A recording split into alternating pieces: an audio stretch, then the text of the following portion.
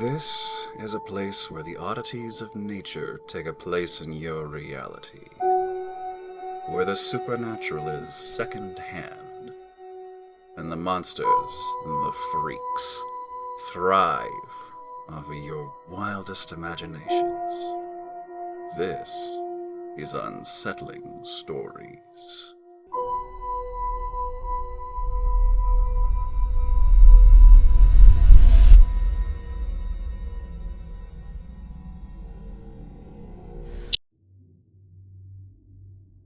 I can't remember the last time we'd had such a hot summer.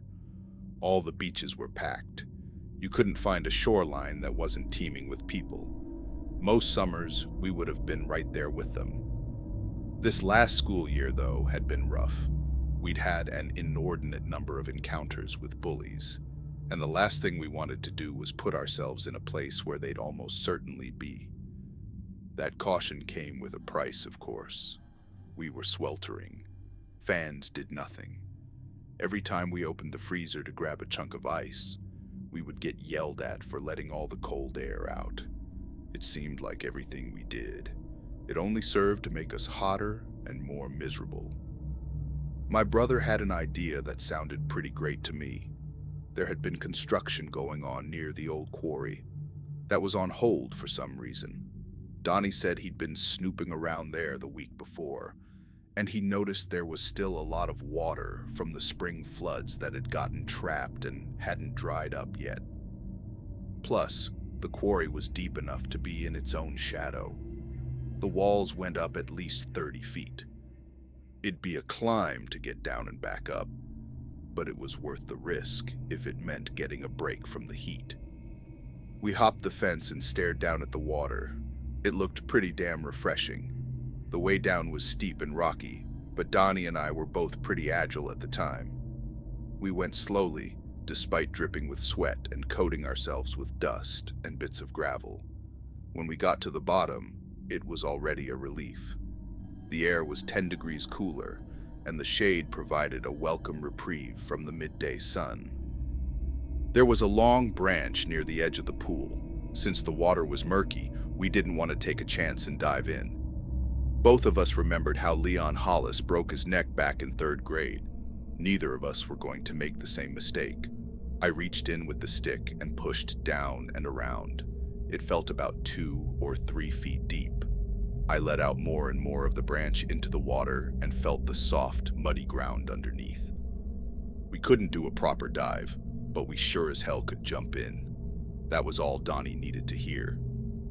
In the blink of an eye, Donnie had stripped out of his clothes. I hadn't even finished saying, "Jesus Christ, Don, don't take your fucking underpants off too," before he was stark naked in midair in a belly flop position. He crashed into the still water, sending out a massive wave to soak the muddy shore. I was untying my shoes when Donnie spluttered to the surface. He looked different. Donnie's pale body was covered in a mosaic of black and brown shapes. And I mean covered. He was more brown and black than he was white, and as he staggered toward me with his arms out so they wouldn't touch his sides and his legs bowed so they wouldn't rub together, I realized what they were. Leeches. Hundreds, maybe even 1,000 leeches. He began to scream. It was a shrill, high-pitched shriek that I'd only heard from girls on the playground at school, but with them, it was only while they were playing. The sound coming from my brother was one of abject terror. As he screamed, he formed the words, "Help me!" and moved closer and closer to the shore, away from the water. By the time I'd gotten over to him, he fell on his back into the soft mud, his head inches from the shore. I stood over him, unsure of what I should do. He began rubbing his hands over his trunk, trying to unlatch the things from his belly and chest. Blood smeared as their bodies burst under his touch. My horror stunned me for a moment, and as I stared with shock at my brother's body, I noticed details for the first time.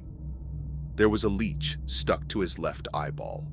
It hung down about 3 inches, its body fat with blood. The eye was red and angry looking, and Donnie was blinking furiously and probably unconsciously to get the thing off. One leech was attached to the head of his penis, and there were 7 on his scrotum and perineum. Under his arms were the remains of at least 6 that had been smashed as Donnie rubbed and pulled at the ones on his torso. Finally, I snapped out of it and began raking my nails across the creatures that covered my brother. He was a red mess. I tried to pick up my pace, noticing how, even under the shroud of blood, I could tell Donnie was getting increasingly pale and weak. His arms didn't move much anymore, and his screams had devolved into wheezes. I ran back to where we'd left our clothes and returned with a large beach towel.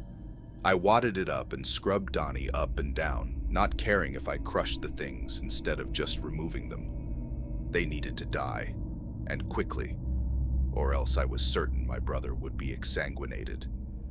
I rubbed his face and chest and legs and feet until there was nothing left pulp from their devastated bodies and the smeared blood they'd stolen from Donnie. I knelt next to Donnie and tried to get him to focus. I told him I was going to run for help and that he was going to be okay. His good eye moved to meet my face. "Back," he muttered. "Yes, I'll be back as soon as I can," I assured him, and got up to run home. Donnie grabbed my ankle in his weak fist. I stopped and looked at him impatiently, not understanding how he didn't see how time was a factor here. "Back," he said again. "My back." He exhaled a long, low breath. He didn't move or say anything after that. A column of frost coalesced along my spinal cord. With great care, not wanting Donnie's face to sink into the mud, I turned my brother over and screamed. On his back were 2 leeches, each the size of a watermelon.